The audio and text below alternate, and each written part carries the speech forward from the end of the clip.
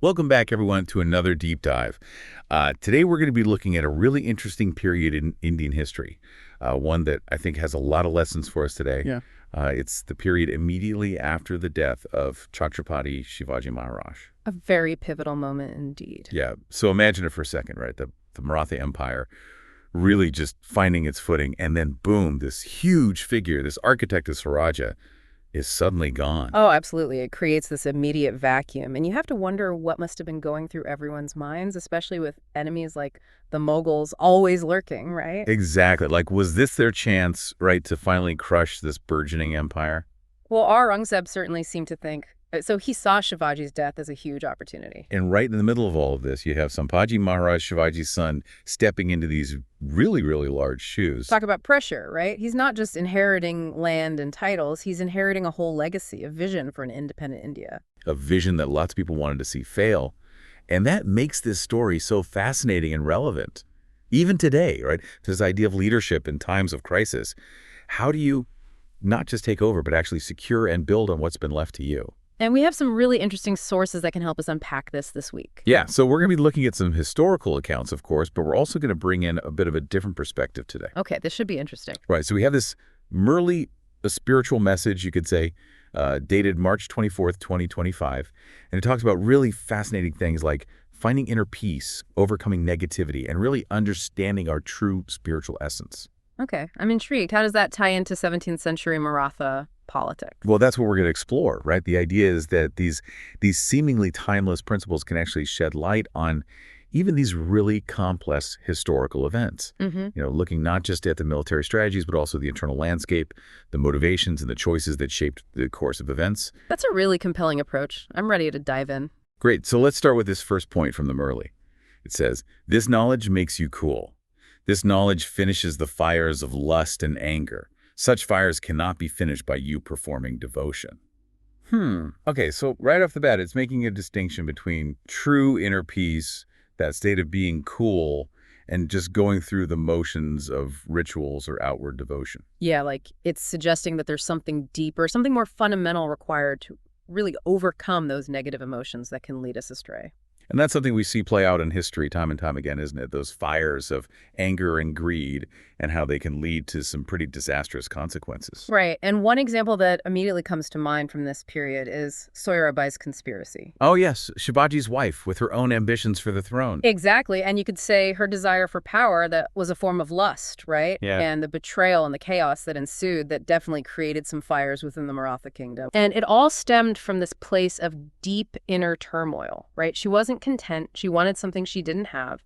And that led her to make some very damaging choices. Choices that almost tore the empire apart from the inside before it could even truly begin. It's a powerful reminder of how personal ambition, unchecked by higher principles, can have really far-reaching consequences.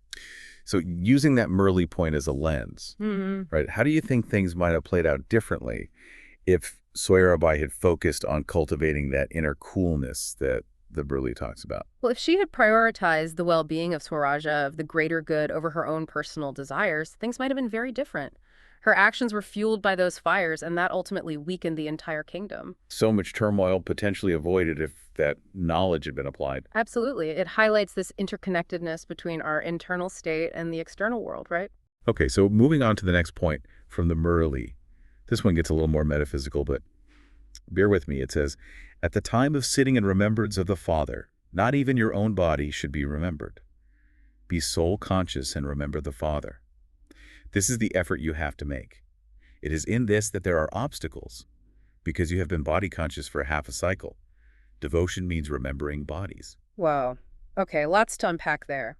But the main idea seems to be about shifting our focus from our physical identity, our body, our roles, to something deeper, right? Our soul, our spiritual essence. Right, and connecting to that higher power, the Father in this context. It's almost like it's saying we've been so caught up in the physical world for so long that we've forgotten who we truly are. And remembering that true identity, that's where real strength comes from. Interesting. So how does this apply to Sampaji Maharaj's situation? Well, think about the immense pressure he was under, right? Not just the weight of his father's legacy, but also this constant threat from the Mughals.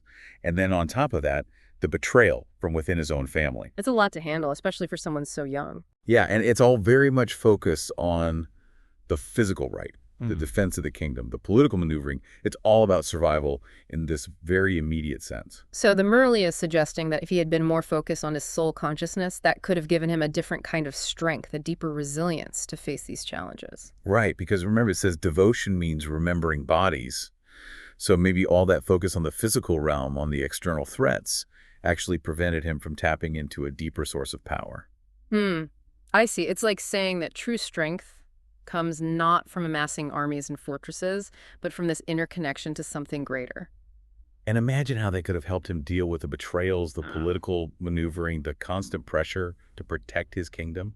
It's about finding that inner stillness amidst the chaos, right? That unshakable foundation that allows you to weather any storm.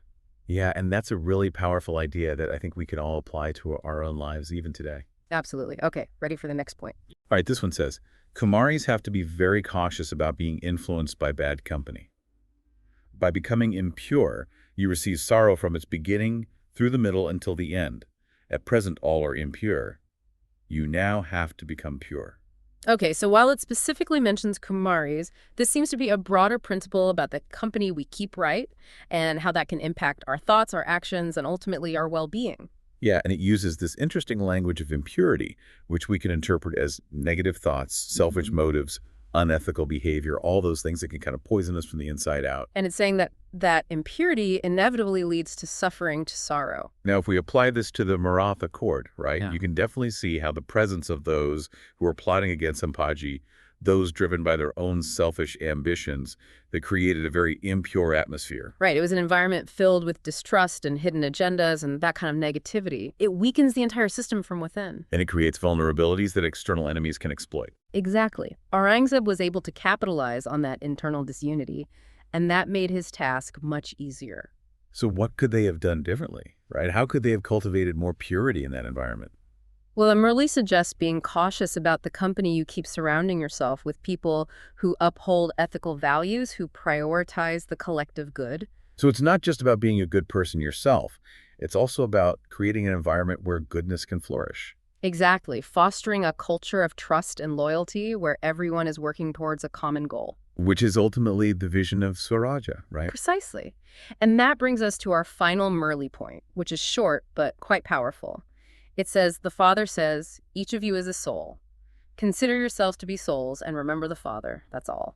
It's a beautiful reminder of our true essence, isn't it? That we are not just these physical bodies, but spiritual beings connected to something much greater. And that in remembering that connection, we find our ultimate strength, our liberation from fear and suffering. And when you consider Sampaji's story, his unwavering defiance in the face of unimaginable cruelty, it really makes you wonder if he had tapped into that level of soul consciousness. His story is one of incredible courage, refusing to compromise his principles, even when facing torture and death. It almost suggests a level of inner peace that transcended the physical torment. The Murli suggests that by identifying as a soul, we tap into an indestructible essence, something that cannot be touched by external forces. So even though his physical body was imprisoned and tortured, maybe his spirit, his soul remained free. And that's a really powerful image, isn't it? The idea that even in the face of the most extreme adversity, our true essence can remain untouched. So what can we take away from all of this, right? How can we apply these ancient spiritual principles to our own modern lives? Well, one key takeaway is that true peace and happiness, they don't come from external achievements or possessions. They come from cultivating that inner coolness through spiritual understanding. Right, and that strength that we need to face life's challenges, it comes from recognizing ourselves as souls connected to a higher power, not just from our physical abilities or our social status. And equally important is the company we keep surrounding ourselves with, people and influences that uplift us, that inspire us to be our best selves.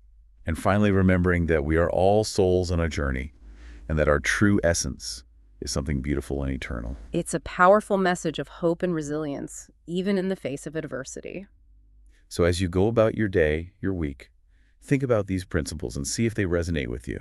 See if they offer any guidance or strength in your own life. It's an invitation to look beyond the surface of things, to connect with that deeper spiritual dimension within yourself, and to see how that can empower you to face whatever challenges come your way. Thank you for joining us for this deep dive into the life and legacy of Sampaji Maharaj, and for exploring these timeless spiritual truths with us. We hope you found it insightful and thought-provoking. Until next time, keep seeking, keep exploring, and keep the conversation going. Take care, everyone.